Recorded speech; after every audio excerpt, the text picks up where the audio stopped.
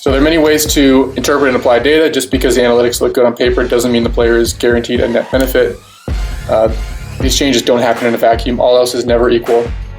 And the human element can't be overlooked. History, identity as a pitcher, their buy-in with the change, their comfort with the change. If you're changing a pitch grip, does it actually feel comfortable in their fingers, or did it just happen to read out a couple A's that intersects with that at different points in this 3D fashion? I think if you were to treat this as a 3D problem, you would find out why some arsenals may work together better than expected. And that would be tunneling, but it would be a little different than the tunneling that's out there right now. That here in a sec.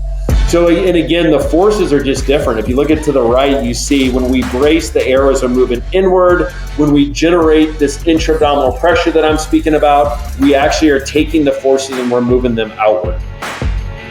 Now, when I have been having to present this in conferences, I needed proof to determine. A well-balanced athlete's CMJ height should be approximately 10 to 12% higher than their squat jump due to the use of the stretch shortening cycle. Studies by Carmelo Bosco showed that 10 to 12%, sometimes 15%. This seems to be for our discussion today, and that's these things that negatively mediate performance, and that's where I see conditioning and the general work capacity of a pitcher fitting in. Is not necessarily that scoring better on the yo-yo IR1 is going to make you a better pitcher, but not having that requisite fitness, which can be measured with a test like once he finally gets there and rotates back, and at ball release, he's still pretty low in abduction. He's about 75 degrees.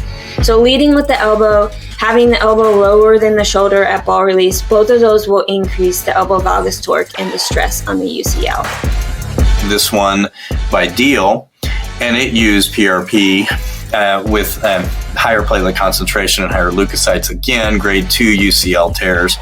And 96% of those returned to play, and they had MRI evidence of complete healing in those patients. And so that's where, and the 2 failures in that one actually had prior Tommy John surgery. There's just, everyone has value here. And if you can create this within your training facilities, if you can create this within your organizations, and it can become a natural thing, your player development will be better, and it will be faster, and it will be more organic and less dependent on an individual and more dependent on an organization. Manipulating time so he can hold a position, he's grooving that front foot counter pattern, or we can have a dynamic option.